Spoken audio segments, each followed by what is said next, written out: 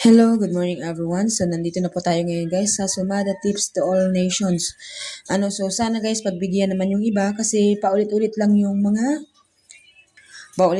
guys yung mga pinagbibigyan ng tama. So kadalasan lumalabas po ang Sumada ng Zambales, Camarines Sur, Camarines Norte, Negros Occidental. So yan po kadalasan yung mga pinapalabas na numero.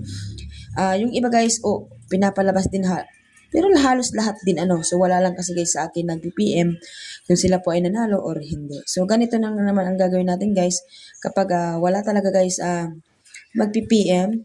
So 3 days po natin iwawala yung sumada. So after 3 days po, balik sumada na po tayo ulit. So ganun lang po guys.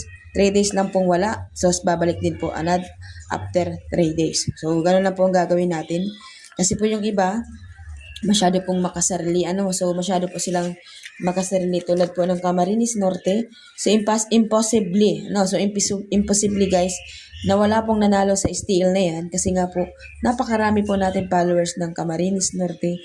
Yung mga nag-comment lang guys is yung mga hindi talaga nila natayaan or di natin alam or di natin sure kung talagang hindi po talaga nila tinayaan, di ba? So, wag po tayong maging makasarili kasi 2026 na po ngayon, guys. So, sabi ko nga sa inyo, hindi po araw-araw laging tama yung sumada natin dahil po hindi naman tayo manghuhula para mahulaan kung ano po yung lalabas. Sa Negros Occidental din po, isa rin po yan kasi napakarami din po ng taga Negros Occidental.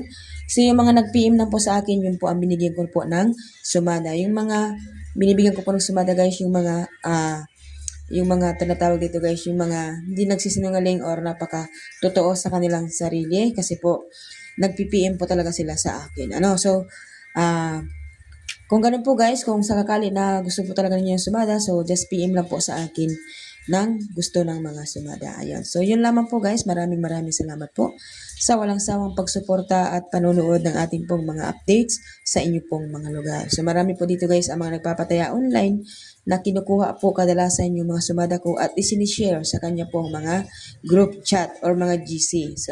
So wala naman yan guys problema. Ang importante po ay nakakatulong ka doon sa mga katulad po nating nagpapataya ng online. So sana lang sa pag-halimbawa, meron po silang mga blessings so matuto rin po tayong mag-share dahil po hindi po lagi dapat sinasakim yung mga ganyang bagay. So madali lang po yan mawala kasi pera lang naman po yan. At kung tayo po ay mapagbigay, ay mabilis din po ang balik na ibibigay po sa inyo. Kapag halimbawa po, masyado po tayong kuripot or sadya po talagang tayo po ay talaga hindi mapagbigay, ay mahirap din po talaga makabalik sa ulit na panalo. So, lalo-lalo na po yung mga first timer na nanalo dyan. Ayan. So, wag pong kalimutan kung saan nang galing yung sumada natin. So, yun lamang po guys. Maraming salamat po. And God bless po sa inyo lahat.